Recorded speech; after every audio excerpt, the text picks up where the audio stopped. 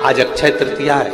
भगवान श्री नारायण के छठे अवतार श्री परशुराम भगवान की प्रागट्य उत्सव है।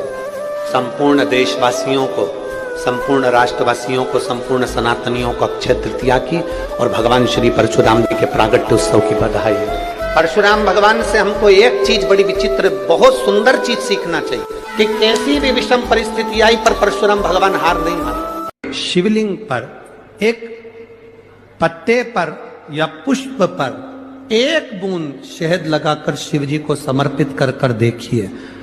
अगला वर्ष तक इंतजार करना, बाबा आपकी जिंदगी में 4 चांद ना लगा दे उस मधु के बल पर, तो आनंद के। शंकर के मंदिर में जाकर शिव जी को जल चढ़ाकर जब कोई चंदन की 3 लाइन भगवान शंकर के शिवलिंग पर खींचता है, शंकर उसका हाथ पकड़कर उसका भाग्य लिखना प्रारंभ कर देते हैं। शंकर के मंदिर में जाकर 1 लोटा जल चढ़ाना प्रारंभ करता है, 3 रेखाएं खींचना प्रारंभ करता है, चंदन लगाकर त्रिपुंड बनाना प्रारंभ करता है।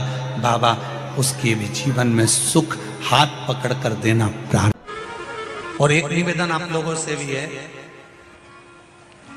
तीज आ रही है, अक्षय तृतीया, सत्तू का प्रयोग अवश्य करना, करोगे ना?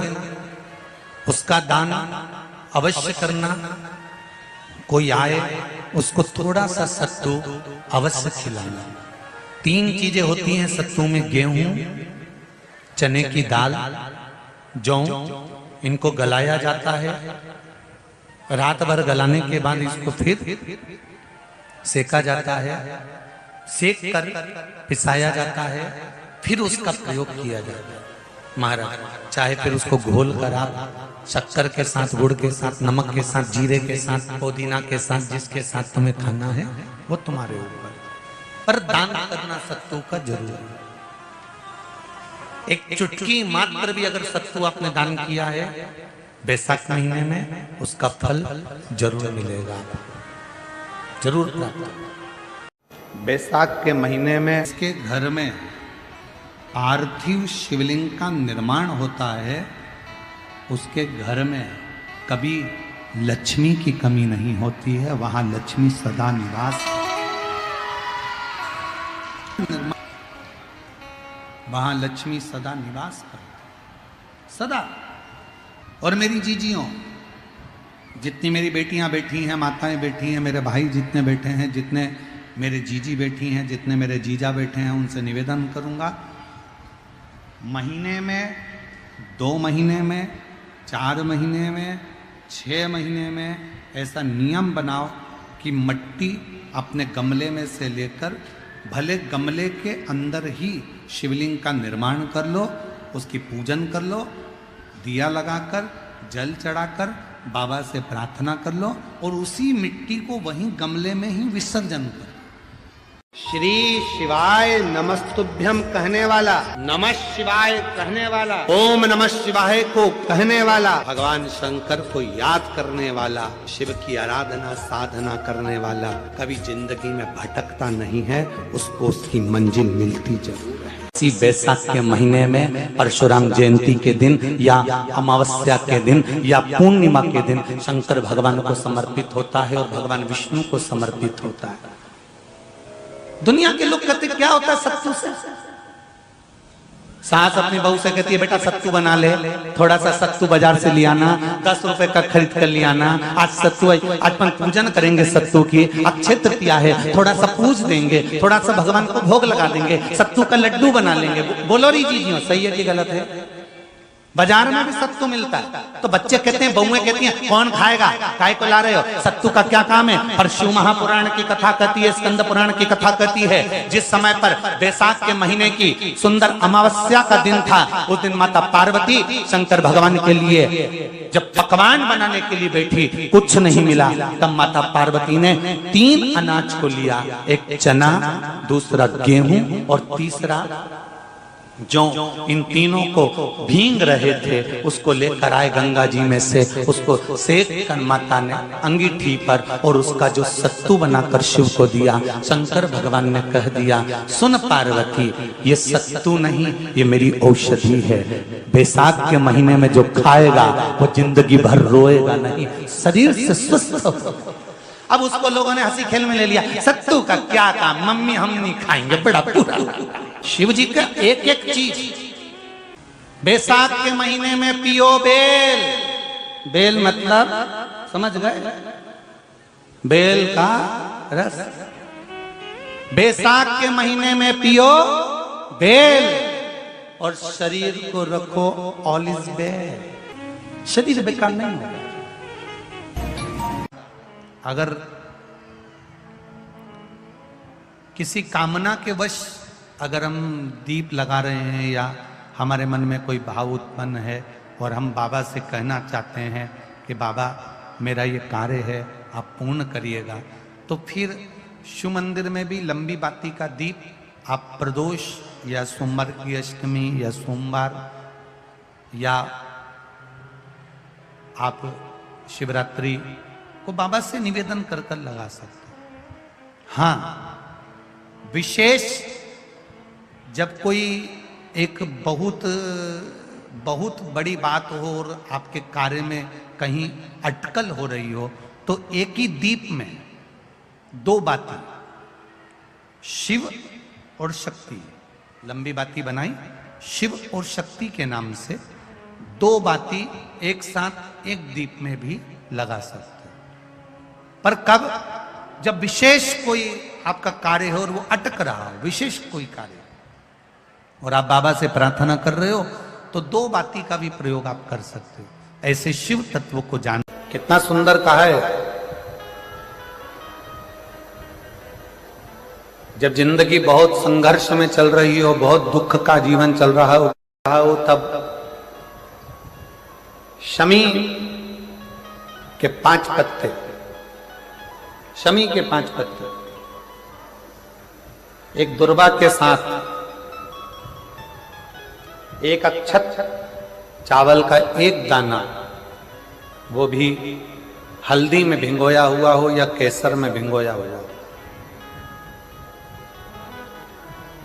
शमी पत्र 5, एक दुर्वा, एक चावल का दाना, जो दिल से हृदय से बेलपत्री के वृक्ष के नीचे पार्थिव लिंग का निर्माण कर कर मट्टी का शिवलिंग बनाकर प्रदोष काल में, मतलब शाम के समय पर शिवलिंग बनाकर उस पे जल चढ़ाकर, जो ये 5 शमी का पत्र, एक दुर्वा और एक चावल का दाना, अपनी कामना कर कर, जो दुख चल रहा है बाबा से विनय कर कर एक एक पत्ता जब समर्पित कर दे, फिर एक दुर्वा समर्पित कर दे, फिर एक चावल का दाना समर्पित कर दे और बाबा का वहीं पर पुनः विसर्जन कर दे, 3 महीना तो जाने दो, 15 दिन के अंदर वो दुख कटता जरूर है, चाहे कोई भी दुख।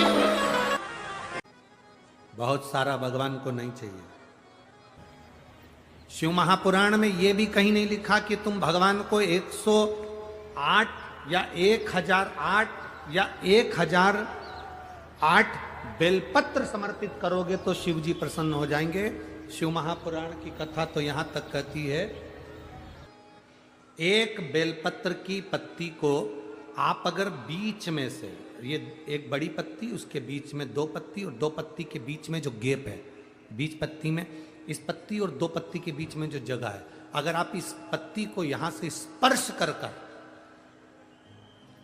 इस पत्ती को यहां से स्पर्श कर कर शंकर भगवान के शिवलिंग पर अगर आप श्री शिवाय नमस्तुभ्यम कहकर, पंचाक्षर मंत्र नमः शिवाय कहकर, षडाक्षर मंत्र ओम नमः शिवाय कहकर यदि शंकर के शिवलिंग पर समर्पित करते हो तो वो 108 बेलपत्र का काम कर जाती है। पकड़ने का स्थान देखिए,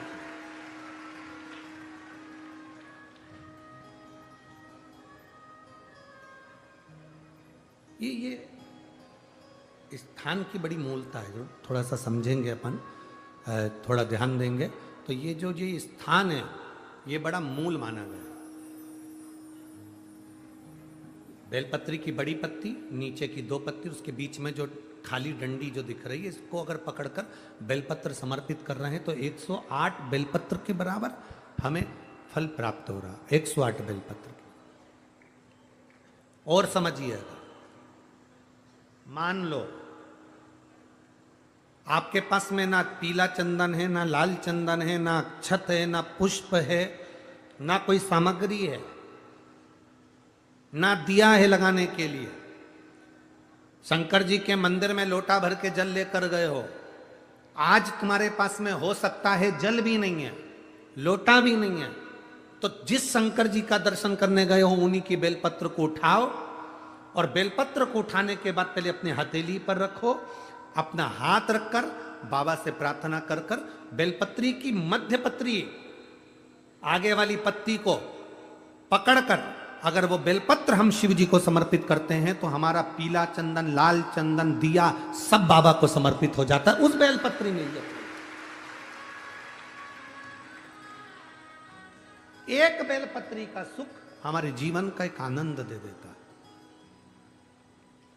हम तो यहां तक कहेंगे, अगर कभी जिंदगी में तुम्हें लगे कि गुरुजी मेरा पैसा फंस गया, नहीं मिल रहा है, या मेरा पैसा अटक गया, नहीं मिल रहा, या मेरा घर में धन नहीं है, बहुत तकलीफ की जिंदगी चल रही है, आप ये बेलपत्री का जो 2 पत्ती है ना, ये 2 पत्ती इस जगह से पकड़कर, आपको लग रहा है कि पैसा नहीं है, काम बहुत बड़ा अड़ा है, बेटे की शादी, बेटी की शादी, या मकान या दुकान, कोई काम अड़ गया, ये 2 बेलपत्री की पत्तियों को पकड़कर अपनी कामना कर कर शिव जी को समर्पित करो और 1 लोटा जल बाबा को चढ़ाना प्रारंभ करो। 20 से 22 दिन इंतजार करना, मेरा बाबा हाथ पकड़कर कुबेर भंडारी भंडार जरूर भरेगा।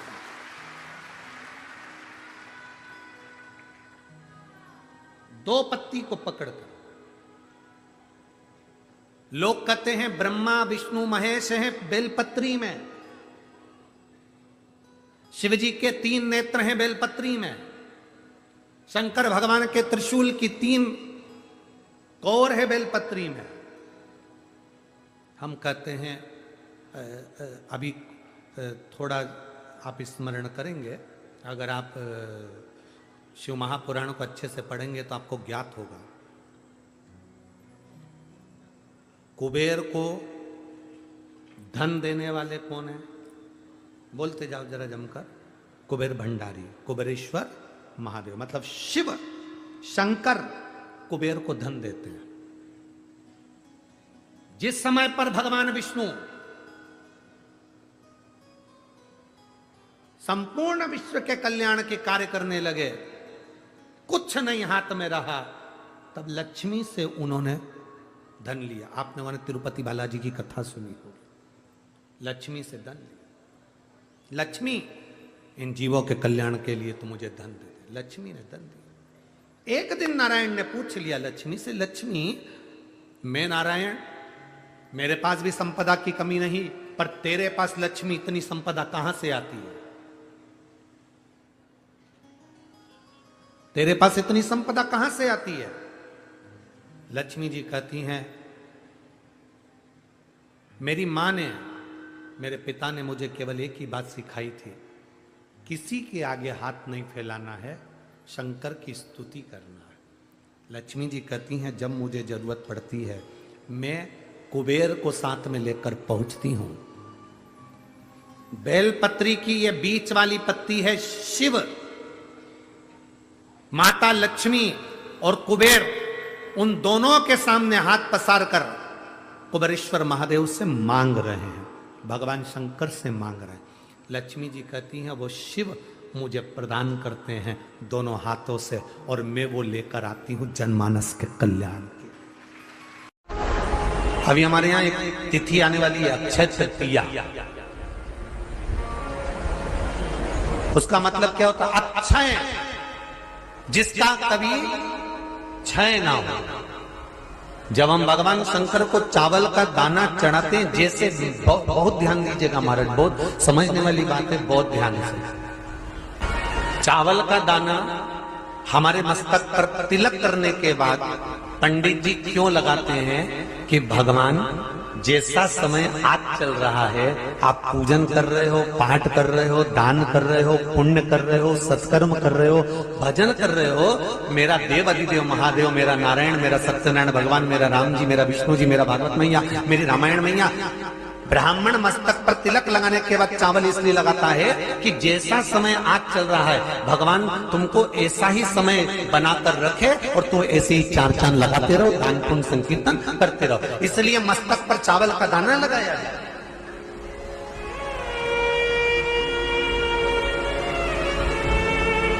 शंकर जी को चढ़ाते क्यों है, पहले तो वो समझ।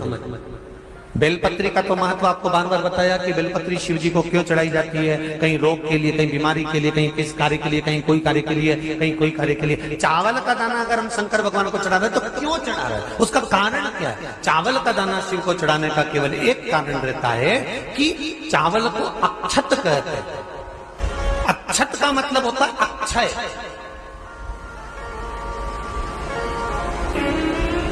कोई मर जाता है,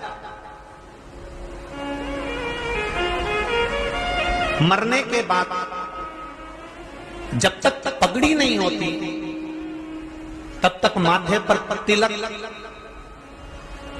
चावल का दाना लगाया जाता है।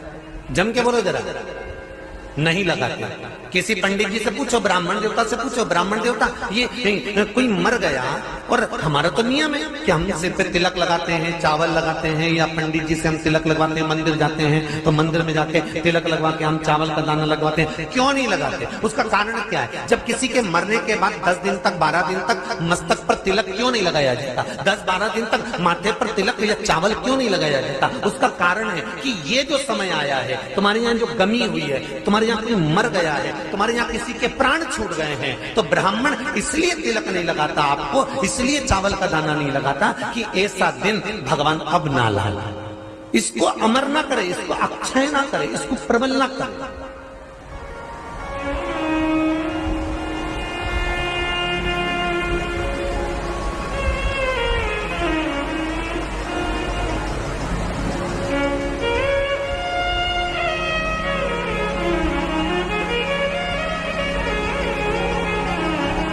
और जब चावल का दाना, तो यहां शिव महापुराण की कथा करी, चावल का दाना हम शिव जी को क्यों चढ़ाते हैं, भगवान को क्यों समर्पित करते हैं, भगवान की पूजन में अक्षत क्यों समर्पित करते हैं, चावल क्यों समर्पित करते हैं, उसका कारण क्या है? तो कहा आज मैंने जब चावल का दाना आपको समर्पित करा है, जिस भाव से, जिस विश्वास से, जिस श्रद्धा से, जिस मन से मैं आपको रिझा रही हूँ, हे भोलेनाथ मेरी ये मनोकामना पूर्ण कर, इसको अक्षय कर देना, इसको अमर कर देना, बस इतनी कृपा आप कर। उसका मतलब क्या होता है? अक्षय, जिसका कभी क्षय ना हो। कई लोगों ने महत्व को बिगाड़ दिया के दिन सामान लेकर आना है, चांदी का बर्तन लेकर आना है, ये सामान लेकर आना है, वो सामान लेकर आना, लाओ, मना नहीं है। हिंदू धर्म में ये रीति रही है, कोई सामग्री खरीदी जाती है, पीतल की, तांबे की, कोई वस्तु हम खरीदते हैं, पर आज का समय का जो फैशन बढ़ता गया तो कहा साहब चांदी के बर्तन खरीदना जरूरी है, चांदी का सामान खरीदना जरूरी है, सोने का पात्र, सोने की वस्तु खरीदना जरूरी है, ये सामग्री खरीदना। तो यहाँ शास्त्र नहीं कह रहा कि महाराज इतने महंगे महंगे पदार्थ खरीदो और घर में कर्जा कर लो। शास्त्र तो यह कहता है कि पूजन करना है आपको, अगर आप एक सामग्री भी लेकर आ रहे हैं तो उसमें आपका भाव जुड़ा होना चाहिए, कर्जा नहीं जुड़ा होना चाहिए। शंकर के मंदिर में 1 लोटा जल चढ़ाने के लिए प्रतिदिन जाओ, 3 महीने का इंतजार मत करना, 1 महीने का इंतजार मत करना, प्रतिदिन जाओ। और जिस दिन अपने मन में आपको आ जाए कि आज दिल बड़ा दुखी है, मन बहुत अशांत है, चुप बैठकर शंकर जी का कोई शिवलिंग, शंकर का कोई मंदिर, कोई शिवालय तुम्हारे घर के पास में हो तो 2 मिनट नंदी के पास बैठो, एक बेलपत्र अपने बीच वाली उंगली का, जो बेलपत्र का जो डंडी है, ये बीच वाली उंगली के पास रखकर अपने हाथ को इस तरह से दबाकर श्री शिवाय नमस्तुभ्यं, श्री शिवाय नमस्तुभ्यं। बोलो बोलो श्री शिवाय नमस्तुभ्यं। श्री शिवाय नमस्तुभ्यं।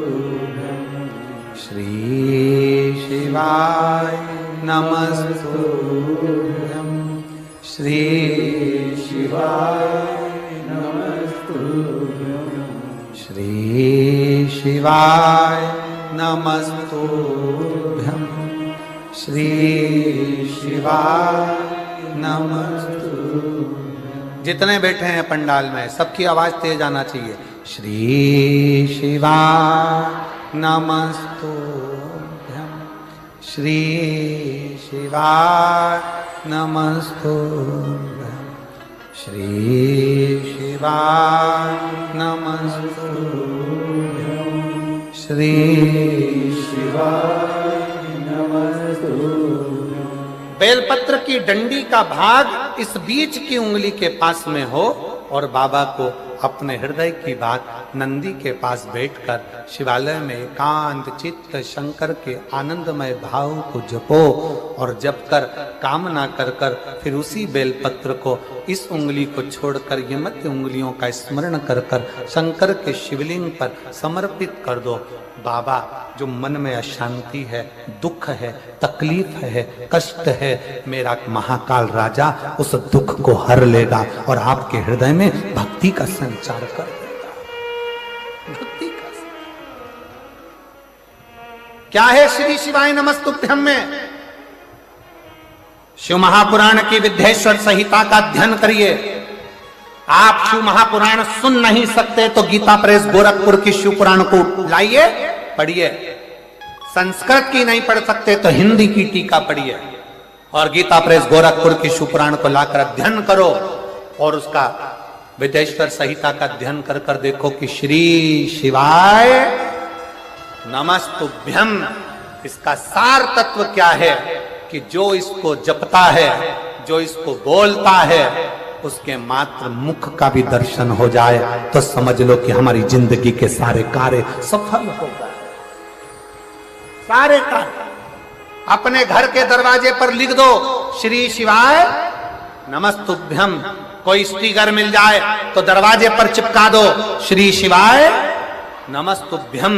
अपने घर के दरवाजे पर जब श्री शिवाय नमस्तुभ्यं दरवाजे पर लिखा होगा, कोई आ रहा होगा बुरी खबर सुनाने के लिए भी, अगर वो दरवाजे पर पढ़ लेगा, कोई भी दुख क्यों